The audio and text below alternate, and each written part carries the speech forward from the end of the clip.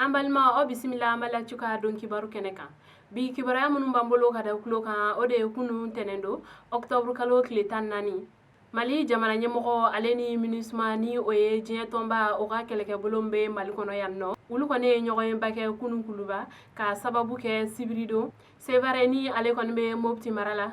Yengaw kɔni bɔra ni ka tagamaba kɛ ni ka u kunda MINUSMA kɔni dagayɔrɔ kan ni ka taa tiɲɛli kɔni caman kɛ yen nɔ. A yirala k'a fɔ ko MINUSMA mɔgɔw u kɔni bolofɛn kɔni caman tiɲɛna ni ka tila k'u ka mobili dɔw kɔni fɛnɛ jeni. O ko kɔni sababuya la Mali jamana ɲɛmɔgɔ olu kɔni ni MINUSMA yɛrɛ kɔni fɛnɛ ɲɛmɔgɔw filɛ ka ɲɔgɔn ye walasa cogoya min na u bɛ se ka ni waleya ninnu kɔni kuma kɛ. Ni ɲɔgɔnye kɔni kɔnɔna la minisiri min ka baara ɲɛsilen do Mali ale ni jamana wɛrɛw olu kɔni cɛla ɲɛnabɔlu ma n'an ko ma ko ministre des affaires étrangères et de la coopération internationale. O kɔni y'a da MINUSMA mɔgɔw kɔni kulo kan ka fɔ ko waleya min kɔni kɛla nin ye ko a ma ɲɛ ko wa filɛ ko Mali jamana ɲɛmɔgɔ ko u kɔni kɛlen bɛ ka waleyaw kɔni kɛ cogoya min na ni ɲɔgɔnna kana se ka kɛ Sevare tuguni walima hali Mali fan wɛrɛ tuguni. MINUSMA ɲɛmɔgɔ ale yɛrɛ kɔni fɛnɛ ka fɔ la ko MINUSMA kɔni bɛ Mali la malidenw kɔni dɛmɛli kama. Ko ni malidenw kɔni wulila ka bila MINUSMA la ko o kɔni ye jugu sago sɔrɔli ye. Sabula ko a man di wale jugu tabaga ninnu kɔni fɛnɛ ye ko MINUSMA ale kɔni ka kɛ Mali jamana kɔnɔ yan nɔ. Ko sabula MINUSMA ale kɔni ye diɲɛ tɔnba o kɔni ka lasigiden ye. Mali bɛɛ a keleya kɔni kɔnɔna la. Minisiri kɔni ka fɔra tuguni ko wa fɛnɛ ko olu kɔni bɛna sɛbɛnw bato. Sɛbɛn kɔni kɔnɔna la Mali kɔni jagoyalen do ni ka MINUSMA baarakɛla kelen-kelenna bɛɛ lajɛlen ale ni u dagayɔrɔ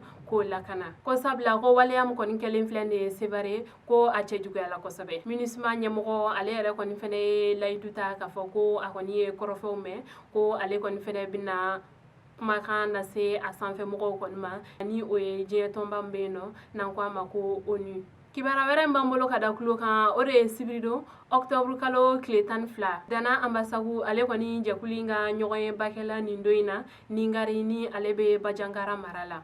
O ɲɔgɔnye kɔni kɔnɔna la Dana Ambasagu ɲɛmɔgɔ olu kɔni y'a yira k'a fɔ ko olu ka wulikajɔw kɔni ɲɛsilen tɛ dɔwɛrɛ ma walasa cogoya min na bɛn ni keleya o kɔni bɛ se ka sabati Mali cɛmancɛ bolo kɔni fɛ ko olu kɔni ka laɲini duguden kelen-kelenna bɛɛ lajɛlen bɛ se ka lakana cogoya min na ka ɲɛ.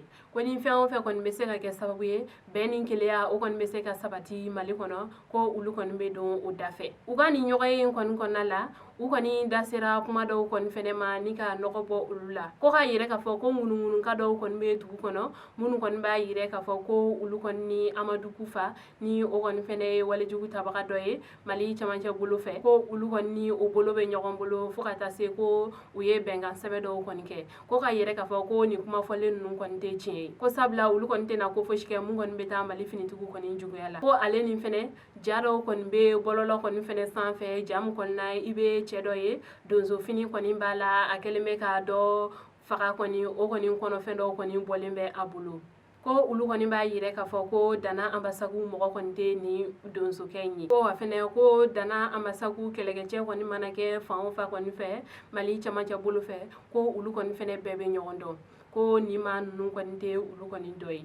Kibara wɛrɛ min b'an bolo ka da kulo kan o de ye sibirido Octobre kalo tile 12 tufɛ ka na Octobre kalo tile 13 la Kɔnkaso bingalikɛla dɔw kɔni de filɛ ni ka dugutaga mobili dɔ kɔni lajɔ yen nɔ juguta ka ni mɔgɔ ninnu kɔni sɛgɛrɛ. Ni dugutaga mobili kɔni tun bɛ ka bɔ Kucala ni ka a kunda Sikaso de kan u kɔni selen Kɔnkaso bingalikɛla dɔw kɔni de filɛ k'u lajɔ ni ka u bolofɛnw kɔni bɛɛ minɛ u la ko mɔgɔ kɔni ni ma to a da fɛ ko ga k'a yira k'a fɔ ko mɔgɔ kelen kɔni joginna. Wagati min na i ko sisan a ma se ka dɔn mɔgɔ minnu kɔni ne ni walejugu in kɛ nka sɛgɛsɛgɛliw kɔni bɛ sen na kibaruya mana bɔ kɔfɛ an b'o da aw tulo kan. Kunnafoni kuncɛla kibaruya wɛrɛ min b'an bolo ka da aw tulo kan o de ye Marisi kalo la san 2019 dɔrɔgu dɔ kɔni minɛla Guinée Bissau n'o o dɔrɔgu yɛrɛ kɔni hakɛya kɔni tun bɛ taa kilo 800 kɔni na. Kabini nin dɔrɔgu in kɔni minɛla sɛgɛsɛgɛliw kɔni daminɛla fo ka n'a bila sisan la. Sɛgɛsɛgɛliw kɔni y'a yira k'a fɔ ko mɔgɔ min kɔni tun ta ye nin dɔrɔgu in ye ko maliden dɔ kɔni don ko wa fɛnɛ ko a tigi minɛla fo Bamakɔ yan nɔ. Ko nin tigi kɔni ko a bɔra ni dɔrɔgu ninnu kɔni de ye Ameriki jamana kan